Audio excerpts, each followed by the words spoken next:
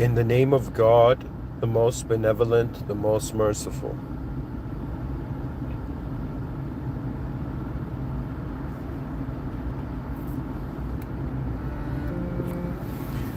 So, hello everyone.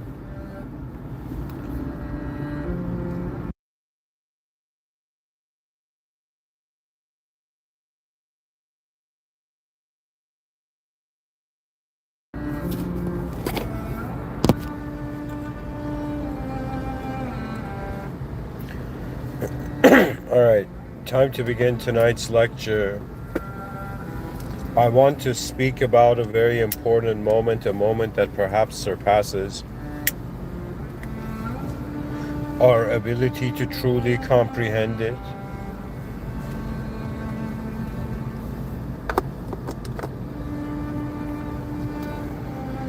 But this lecture has been titled Feeling Your Soul's Heartbeat in the Divine Cognitive Fields. And I'm going to explain this to you.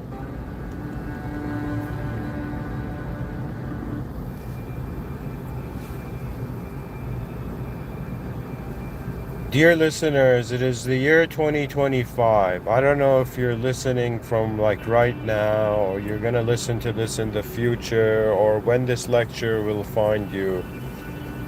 But you're listening to someone who has cared for the future of everything. It is one of the great questions that we can in some sense wonder about. One of the great colossal challenges to reality. To wonder about the advancement of human meaning, and to some degree wonder about what is true advancement for the humanity. Anybody who wonders about this, you have served humanity far beyond ways you have understood. And so tonight I am that human being that is going to explain to the viewers a perspective on reality that again may be uncommon to now, but in the future it will be so common. Right now it's like, because I'm early, it's like unique, but in the future, it's not gonna, it's gonna be common thing for them, okay? But it's cool for our time to see our access to the reality of that idea.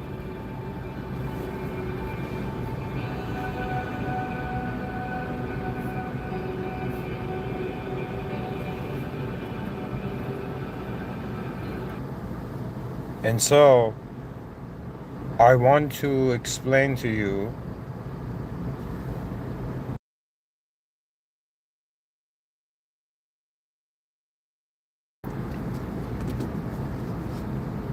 what it means to feel your soul's heartbeat in the divine cognitive fields. First of all, you're listening to that human being who was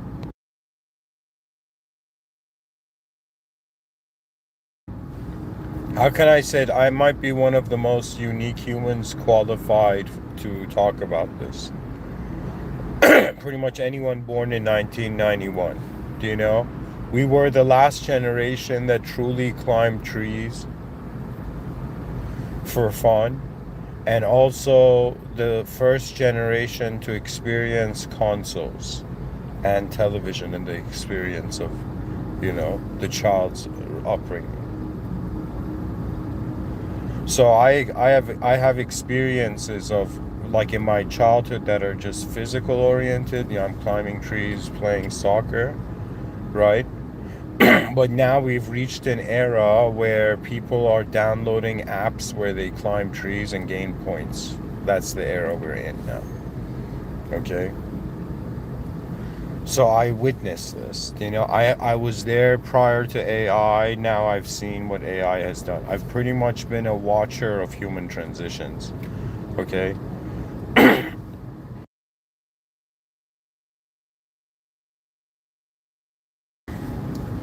That means, a witness of, let's say, the evolution of the telephone, the evolution of the home computer, the evolution of, in some sense, research capability.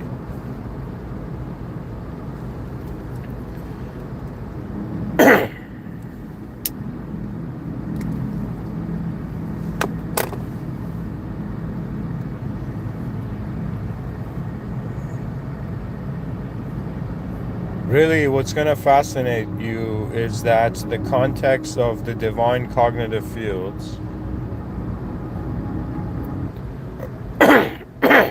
excuse me, this concept of the divine cognitive fields and pretty much feeling your soul's heartbeat, ladies and gentlemen, it's poetic, but there is something deep behind it.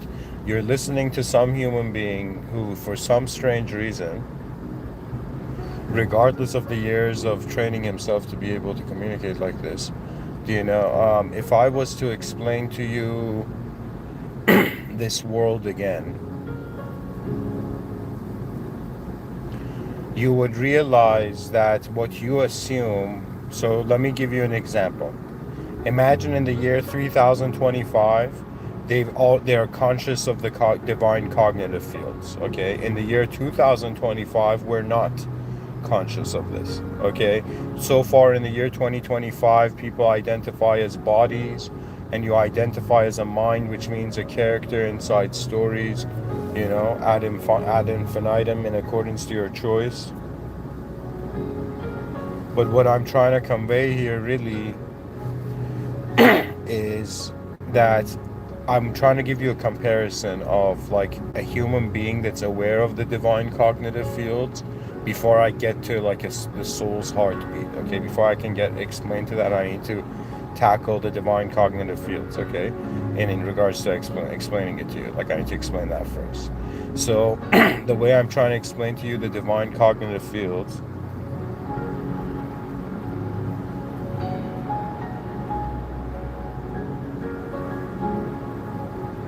humans in 2025, everybody pretty much, everybody, like this is like the basics of acknowledging someone to be human, right? They have a body and they have a mind. That means you can consciously communicate to them and they can receive communication.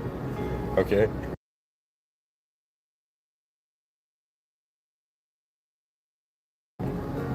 Listening is a very important art. Okay? It's the most important art form.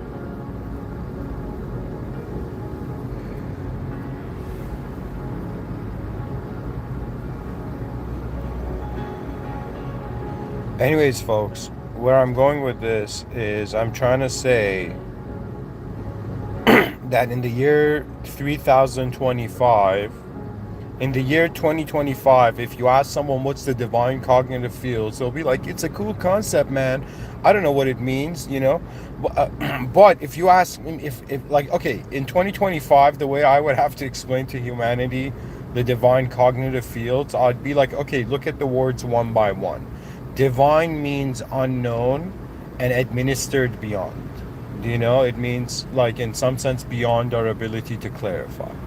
Okay, so whenever you hear the word divine, it means it's the power beyond the individual in the system. It's the power that commands the system, commanding the system. Okay, so where I'm going with this is I'm trying to tell you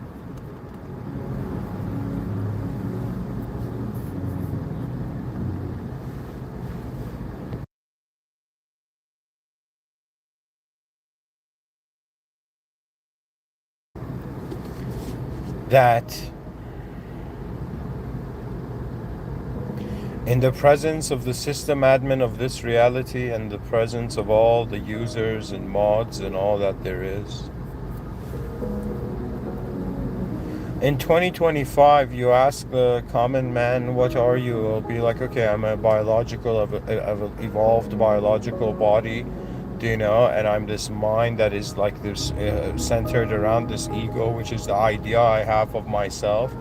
And in some sense, if it's truly the ego is from them, it's based on their inner life, so the human beings are conscious to that point, right? Like anybody who can remember, like you're aware of your inner life. Anybody who can visualize anything, like you're aware of your inner life. Anyone who can close their eyes and see something without light entering their eyes, like if I tell you remember something you saw yesterday and your eyes are closed and you can see it, it means light doesn't need to enter it. On some level, prior to the technology of the eyes, there is the technology of sight being whether reality is there or not. And so the point of it, the focus here,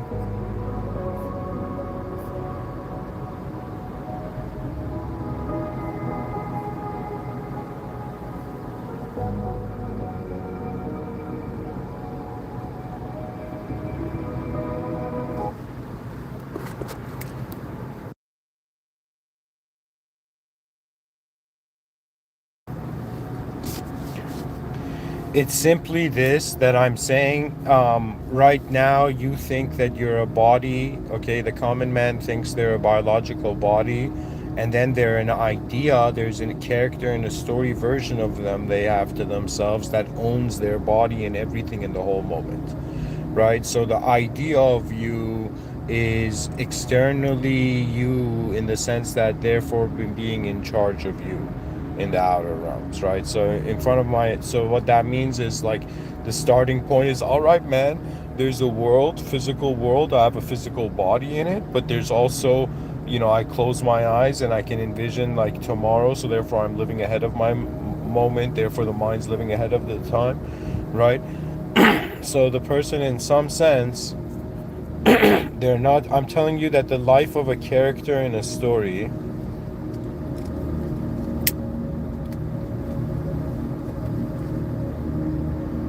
is the modern life. Okay, you're right now not just a set of organized atoms. You're like, you have a name, you have a personality. Literally what your personality is like the accumulation of your memories, if they can be originally expressed.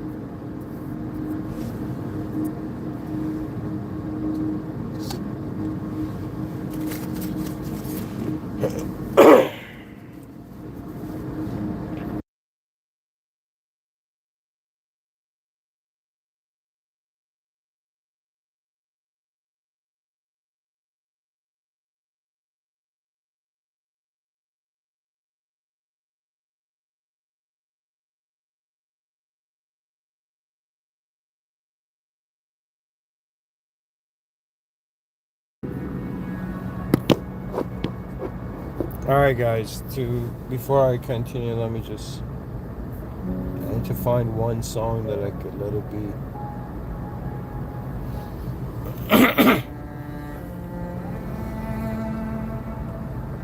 All right. So, the divine cognitive fields. What are the divine cognitive fields? How do they, in some sense, have a relationship with common attention? The whole contrast was between the year, like a person living in the year 3025, and you ask them what the divine cognitive fields means, and a person living in, what do you call it, like the year 2025, you ask them what divine cognitive fields means. In 2025, an idea is living. Therefore, what that means is we are subjective selves that are moving the objective selves, and the subjective self externally is responsible for its individual reality. That means the idea of every human being is in charge of their whole moment. That's the how life is in 2025. So you when it comes to like thoughts, you think that you have thoughts or you generate thoughts. It's like, yo man, I just created a new idea. I just, invented something new.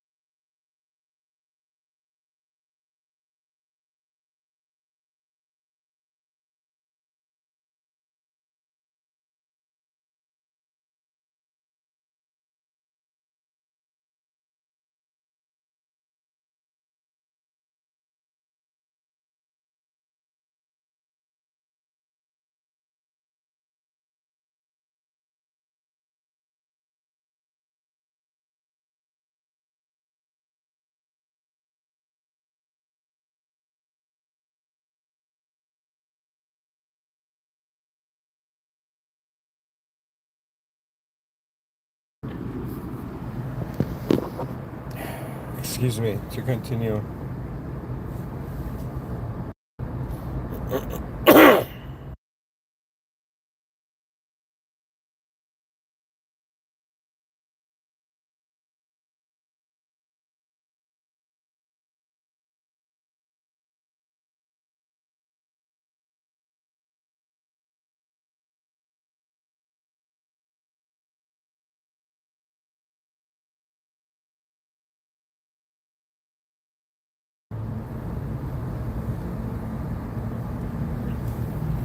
So to explain, guys, I apologize.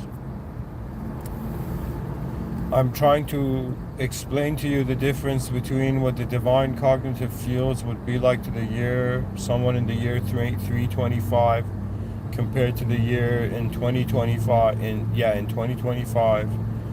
And the whole point of it is this, folks.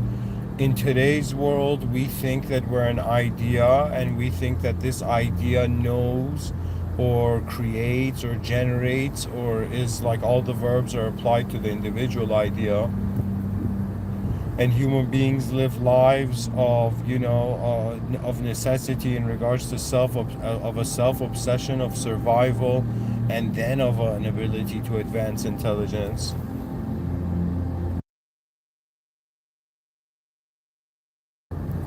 We are right now in 2025 assuming the idea of the person is the most important thing, right? And language has become our most important technology. Communication has become our most important expression. Advancement has become our ultimate expression. Advancement towards the most advanced, our most ultimate advanced expression. I'm telling you that this might sound strange, and you might think I have a time traveler's ego, but I'm a designer, and I've just noticed something about how the geometry of reality is moving forth. Okay, and in 2025, I gave a few lectures ago, I think one of the most important lectures I've ever given in my life, which is who owns the human idea. And similarly, right now in 2025, the human idea owns the moment. That means you're an unknown life force, but you're no longer unknown because the idea of you has owned you, and you believe you're your idea. Okay, so believing that one is an ideological entity is the nature of the ego. The ego is pretty much the idea of self. Okay. Now, if you're honest, you have one egoic construct that many people are seeing. If you're dishonest, you're different people to different people, and therefore you have many egoic constructs. Now, where all of this is leading is that the divine cognitive fields. Now, if you ask someone in 2025, they're like, I don't know, man, I'm this idea of a person in the body of a person, in this known world, but knowing at the same time its edge and is unknown, and there's unobservable dimensions. Scientists are like, yo, man, it's okay for the cosmos to have unobservable dimensions, and for there to be an unobservable part of the universe and an observable part of the universe. But when it comes to the self, no.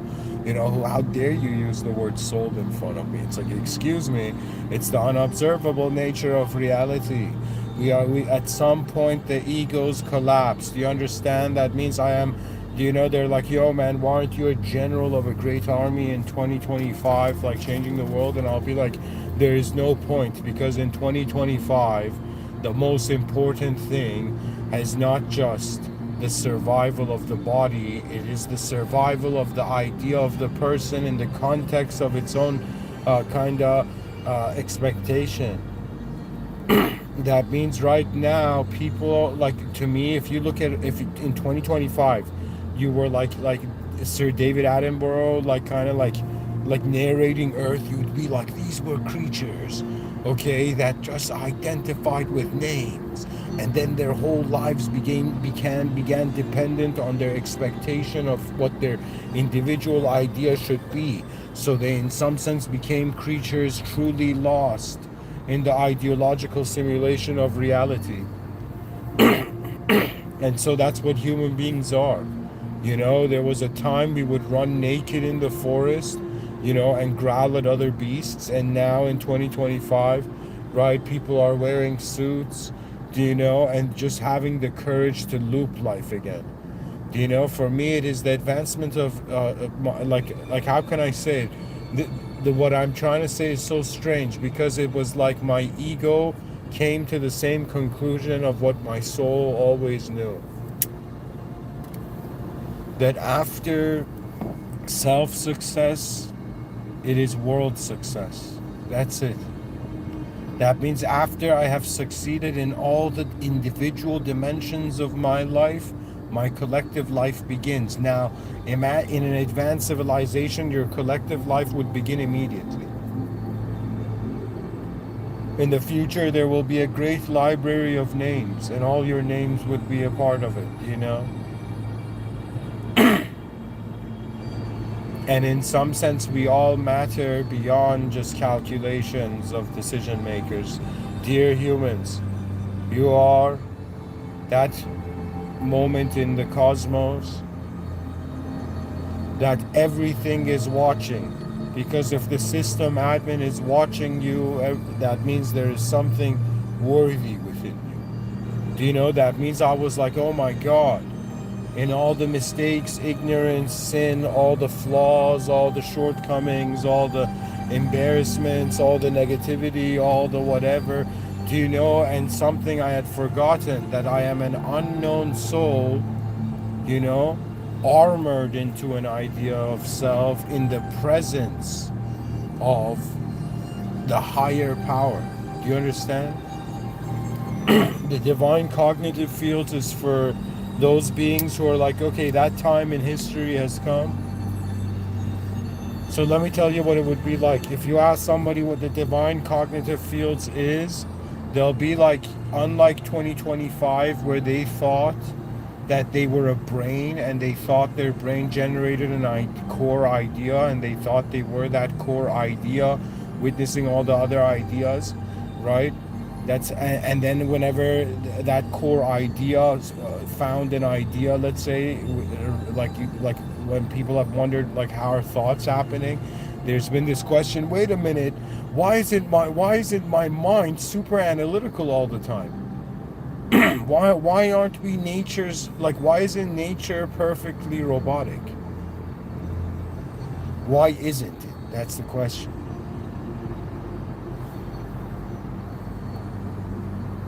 So in 2025, people think they have thoughts, they create thoughts, or they generate ideas. But in the year 3025, the beings in that year are not identifying with the idea of themselves. Every person knows that they are the presence of their own unknown awareness.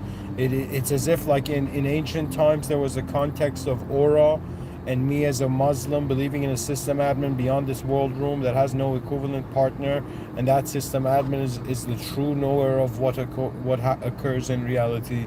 Behind nature's laws there's divine command, and that divine command is beyond conceivable reach, therefore appearing to humans as a world happening beyond their free will. In the year 3025, the divine cognitive fields is where all thoughts were. That means what you think is a thought you suddenly had, that is actually a commanded moment beyond the natural display of that moment, beyond the natural existence and expression of that moment. That means these words that I'm saying, like I'm saying, if I was someone living in 2025, I would be like, my communication belongs to my ego. My ego is the owner of my moment, and that's it, man. That's how I'm living. Nobody mess with the idea of me. And it's a kind of like subjective self-worship, ownership over a sort of hidden objective ownership, worship. So that's what I'm saying, And if I was in 325, if somebody was like, hey man, did you have thoughts today? I'd be like, there would be no need for an individual unless the moment requires. See, right now, because we are inferior in skill to our environment, the environment is setting our conditions. In the future, we will reach a moment where we will master the environment, therefore, we will set its conditions, but then we will reach a level of hyper mastery where we will no longer interfere with the lower reality. Do you understand? In the same way, like, an adult doesn't go and play with toys. Why? Because there's much bigger realities and games in the realm. Do you know? It's like one of the biggest challenges in life is realizing that you're self-simulating meaning over a reality that actually is unknown, is an unknown event, and there's infinite angles and approaches you can have to it.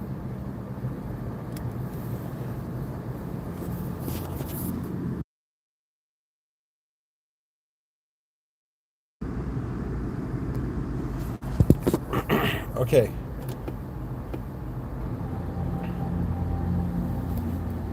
So in the year 3025, you don't own thoughts. There is no idea of you owning thoughts. You realize all thoughts arose from the divine cognitive field. And what that means is cognitive ability, due to the dualistic nature of language, and just the educational system is bound by that to some degree. Where I'm going with this is that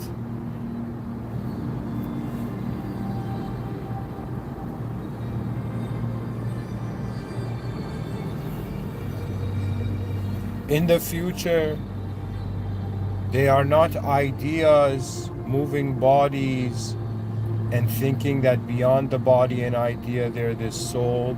Like, that part's correct, that there's a deeper dimension to the human being, but the consideration of why the world looks this way has to do to some degree to human will, and it has to do with consequences beyond human will. Just by processing reality, everybody can know that there's a sort of hierarchy of intelligence. What does that mean? That means we're the human species. We have human intelligence. Like, monkeys are monkeys. They have monkey intelligence. Do you know what I mean? Like, lions have lion intelligence. Do you know? Like, when you start as young, that you in some sense are classifying beings as their own stations, as their own positions. And I'm telling you, the nature of human civilization has been to be, in some sense, an idea that has never been there before. That's like the mightiest task. But in reality, I have understood that life, like, I need to have an ability as a being to be like, okay, what if I don't know? What if I am in error? What if there was a miscalculation? What if there was ignorance? What if I was not worthy?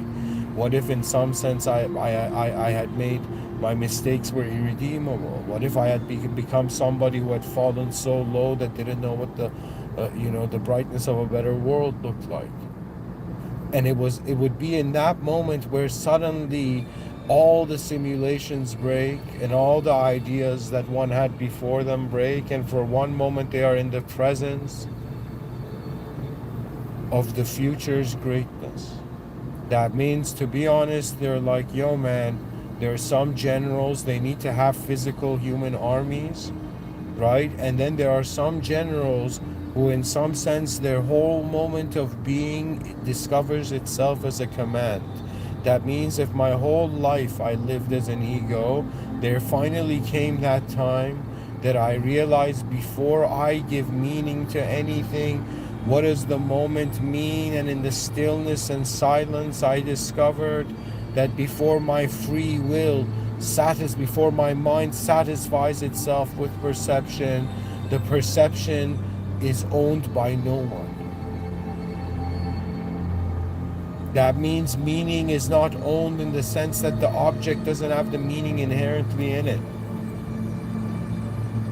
They're like, what does this work of art mean? Somebody looks at it, cries, somebody looks at it, laughs, and what does that mean? Different realities engaging one reality. That one reality's nature can no longer be limited to one. It is in some sense based on all those who listen to that reality. So the divine cognitive field is more and more the species realizing that just like we leaped from a life of body into a life of mind, the next leap may be, like you may use the language, is that we're leaping from the life of our mind to the life of our soul on earth. But for me to explain to you what that means is a completely different shift in reality. That means it's like me trying to explain how we went from some naked, bewildered, like human, like being, like, excuse me, some naked, bewildered, being in nature, right? And now we're suddenly wearing suits, and we're in some sense having, discussions on like advanced topics, right? So that to me, just I want you to imagine the scale of difference, like from going from that to this. Now the next shift would be equivalent, where the human behavior would be different. That means we stood up on our 2 feet. That was like an evolutionary leap. The next leap is we step up beyond the identification as just an idea. That means they're like, wait a minute, is it my mind that is possessing my body, or is my body possessing my mind? Or is the body and mind found within the one awareness of my soul?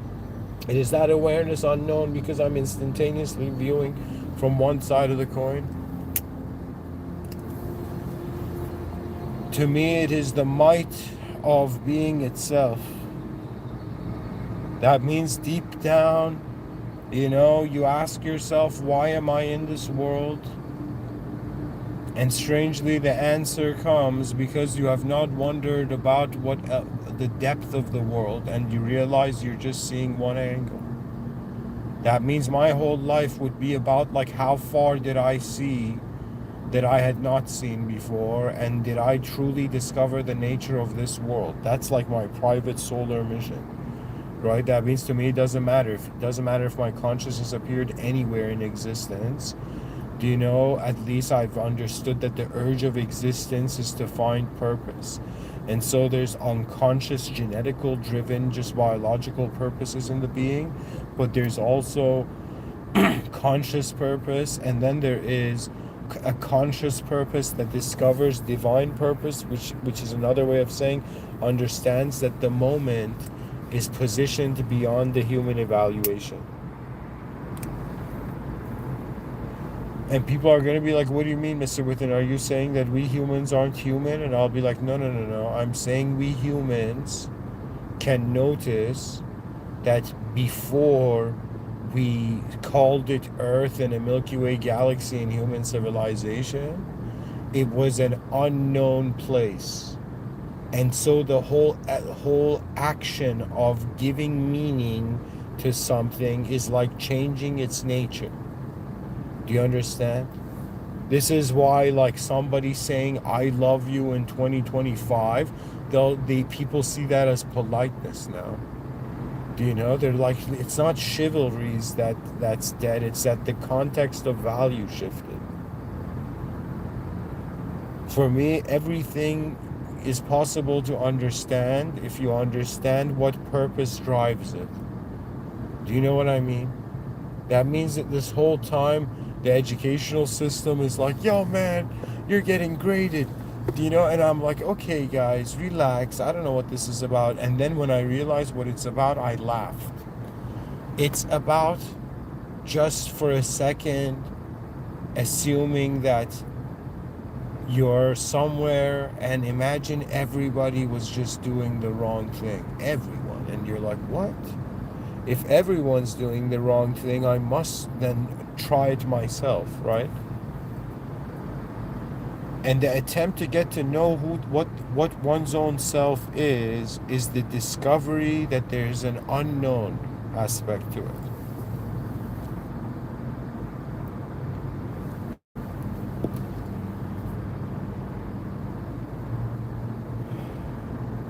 I'm trying to tell you that these lectures you're listening right now, like, there's two ways to look at it, okay? There's one way to look at it, that I'm this individual idea of myself, like standing here, like, I'm not standing, I'm like sitting in my car, like giving this lecture, so you're listening to an ego of another biological entity, okay? Or the other view is that I am a being that is aware of not just of my known self in the known world, but I am also aware that the edge of the known world is unknown and the edge of the known self is unknown. So in some sense, I do understand that there is an unknown nature to reality, which means that you can't give meaning to that which you cannot shape. And why Islam is profound? Because it's saying that truth cannot be shaped. God cannot have an equivalent partner.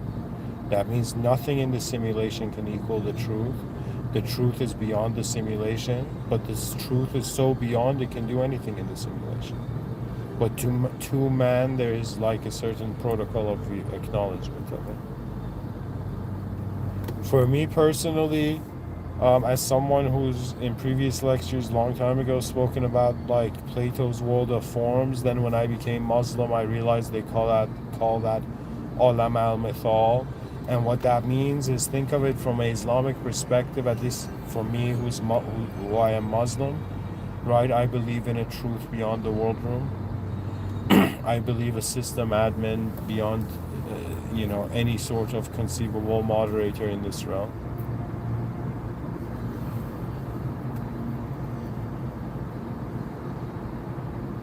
And believe it or not, because God has created this world, it's strange, it's all divine. Even ignorance is divine. The person's like, why was I a fool? Oh yeah, so I have the wisdom not to be.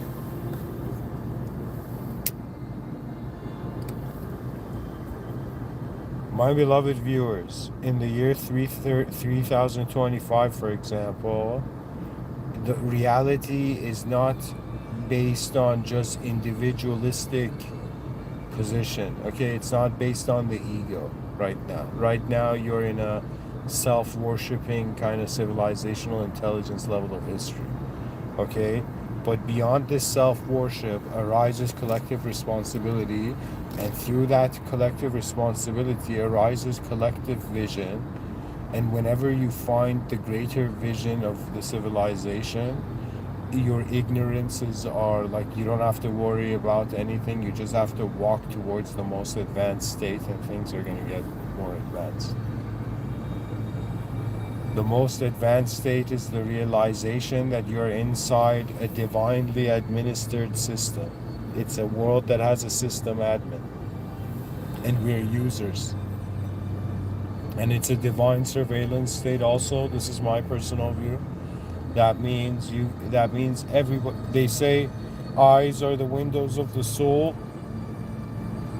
but also they are, cameras of the surveillance state as well. It is the nature of truth being so superior that man cannot comprehend God's logic. Man cannot comprehend a being that is beyond infinity. That means, it's like, who do Muslims pray to? They pray to a being that is the creator of the infinite and the finite. That is the creator of the unknown and the known. That is the creator of all that is. That means Islam was very profound for me, because it's as if before I was even consciously as an ego Muslim, it's as if every atom in existence praises its creator, as if its spirit is the divine command. That which moves in the void at all is divinely moving. It is about the greatness of our species, folks. I'm trying to get everybody on the same page. I'm like, there's some people who are like, yo, man, my life doesn't have meaning, and it's like, yeah, understandable, but everybody else's life, there's 8 billion other lives that could have meaning. And so it's as if you cannot, in some sense, advance from an individual dimension, you would try to advance in a collective dimension. What else can you do? To me, what I'm trying to tell you about, like, experiencing the divine cognitive fields is the realization that the moment you're not a self, there is no free will. So what is moving the intelligence of the moment? That's what I would, as a religious person, call divine command. That means truth knows how this moment should happen in a superior way than as me as a simulated biological being, as a simulated ego of a moment, to communicate and convey. So I'm saying that what is really occurring in this reality is that we think we figured it out. Nah, right now we're at that point where it's the rediscovery of what else the human value can be based on, because reality is based on free will, right? So you have like maturity of the body, you have maturity of the mind, and you have maturity of the soul, right? Do you understand? That means a mature body is just can be responsible beyond its own body. Do you know what I mean? A mature mind can be responsible beyond its own thoughts, emotions, and beliefs, can be aware of reality not having to be enforced. Do you know? And then you have, in some sense, a mature soul, and a mature soul is like, how would I say it, is like a moment that has realized that what it thought was owned by the idea of itself is actually the divine will moving. But it's not like it's only God here and we are just like, God's thoughts. Well, no, it's not like that. It's more like we are in our lower powered expression, being witnessed by the higher power to see how we live this lower powered life.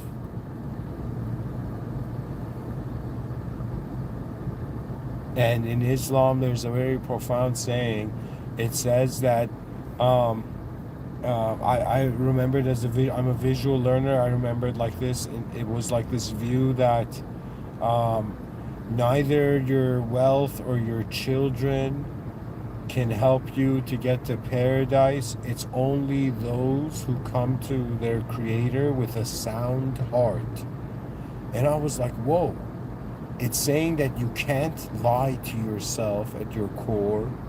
And that means if you truly know yourself beyond an idea, you cannot act as an idea.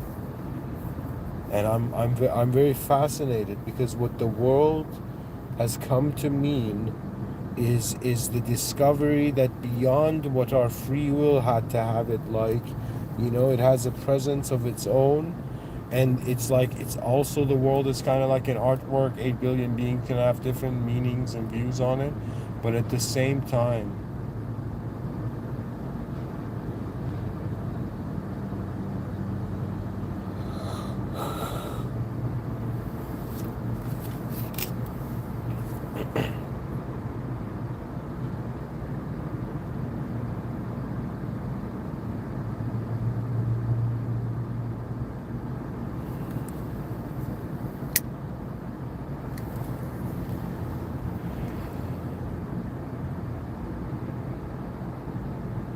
it's strange. It's like a part of me feels destined, that it is not bound to the ways that has given meaning to life on earth. That means my whole life has been like my version of giving meaning to reality and things. But that self is just one version of reality. And it's ridiculous when you realize how small you are in a place, that you again realize how big it is. And so we are in the mighty presence of an unknown event that I personally consider there's system administrative forces here. I consider there's a divine invisible management. I consider that anytime there's intelligent activity, suddenly in some sense it's as if intelligence guards intelligence, as if it commands to honor itself. Who knows how great human beings will be, but the greatest effort, it's as if like, for me, The only reason I talk about an advanced civilization is honestly because I can envision one in my inner realms. It can be simple, it can be complex. It's based on how far you can go. They're like, how did you envision advanced civilization? He's like, I don't know, man. You know, my foot hit the table leg one day, and I was like, why aren't these tables like just flying discs? You know, why am I not just sitting on a flying disc right now? So that's like our mind can envision an advanced human scenario beyond the current time, and therefore the mystery, the deep philosophical inquiry arises where we're like, why? The deep ontological inquiry.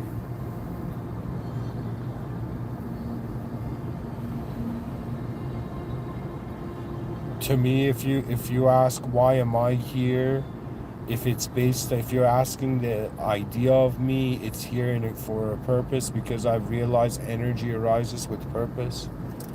So if I want to live a energetic life on this planet, I don't just need to be like eat the right food. I need to have purpose, which means in some sense you have envisioned a greater value to walk towards.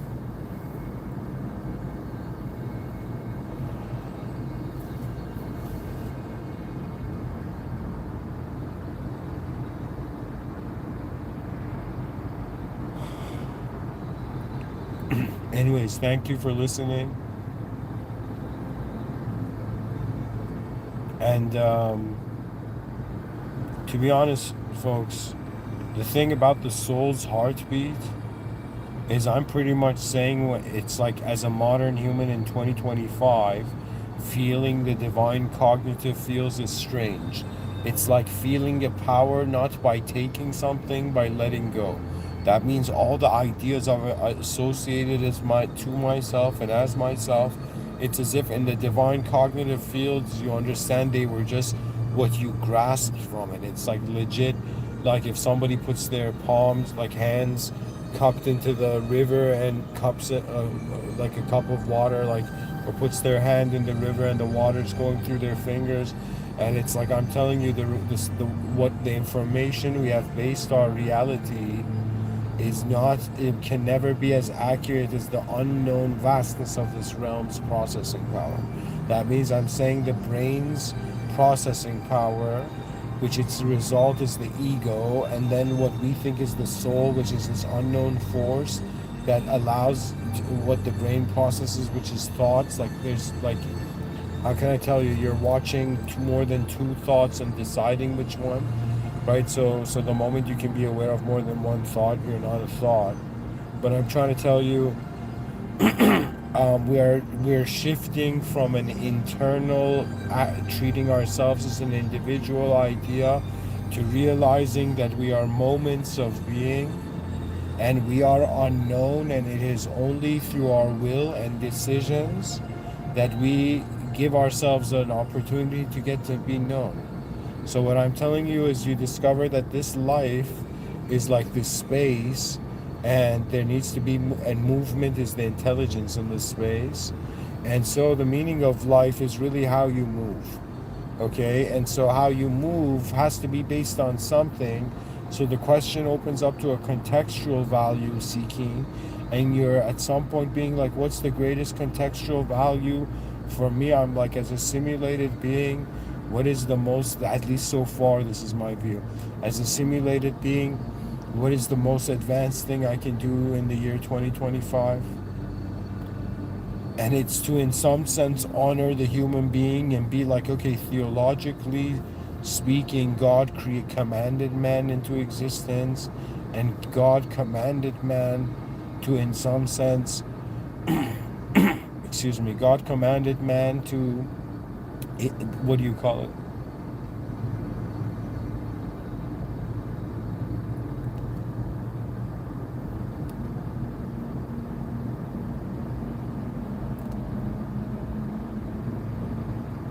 It's like God commanded man to say the divine names, and once man did, all manifestation was commanded to bow not to man but to God's greatness. Do you understand? So when I think about the human being, and when I think about like the view on reality, I'm like, okay, man, as a simulated being, if the system admin is aware of us directly right now, therefore we're in the presence of the ultimate archetype of the hierarchy of man's consideration of being and power. So therefore, we are actually, in some sense, being judged on not how powerful we were or weak, but on what we chose out of what we could.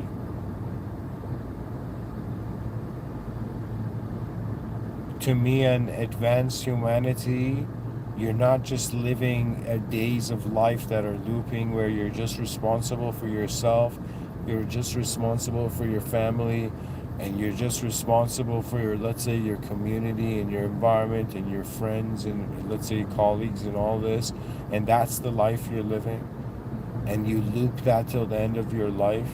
And at the same time, like right above, like, this sort of like limited perspective on human life, you are living, imagine you woke up every day and you were like, okay, what am I going to do, what's my family going to do, what's all the people I care about are going to do you know what I mean, what is like my community and like the is going to do. And then at some point you're going to be like, okay, wait a minute,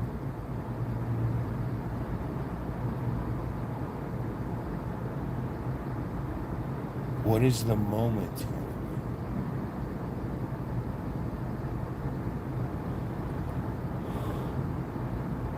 To me, I've come to the conclusion that humanity will find the divine agency because the ego was forged out of a dualistic context.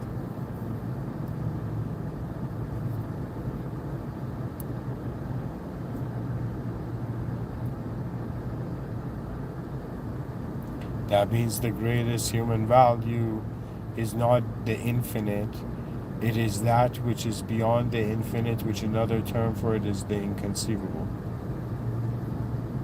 Where man's mind cannot go further because it is not in a domain of a value that can be interpreted in accordance to man's mind. So we're in the presence of the greatness of reality.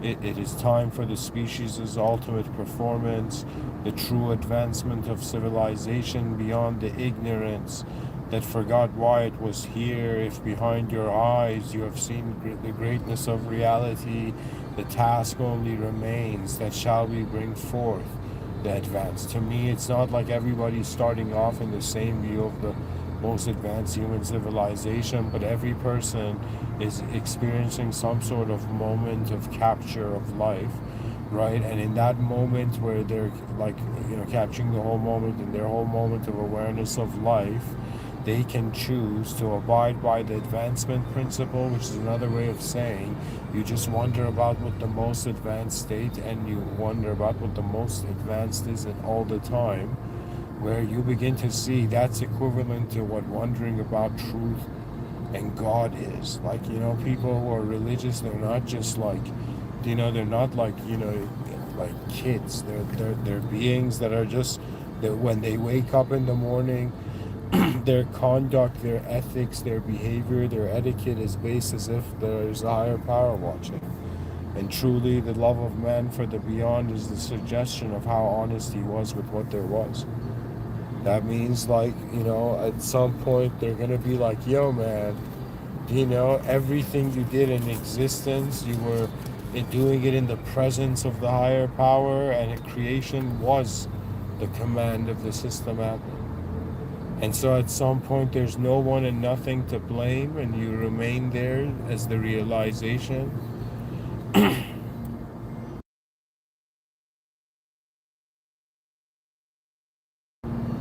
that you were born in that moment in history where you were an ego and an idea of a self for a little while, but in the future,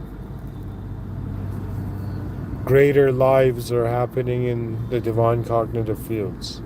It's the ultimate realization that what we thought was imagination was how there arose an awareness that could notice how what could move. It's like an antenna that picked up the divine cognitive field signals. And In another poetic fashion, it would be like a simulated being that began noticing it's being simulated from like the original Earth. It discovers the original Earth, like one's original life, a life where before any self-simulating meaning interprets it or anything else, it's the reverence of being in the presence of the might of this vastness.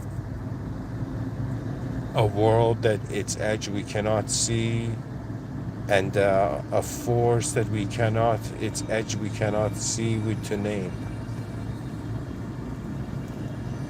Truth is beyond ideas. For us, as long as the human species breathes, greatness is the way. In the name of God, the most benevolent, the most merciful, the most advanced.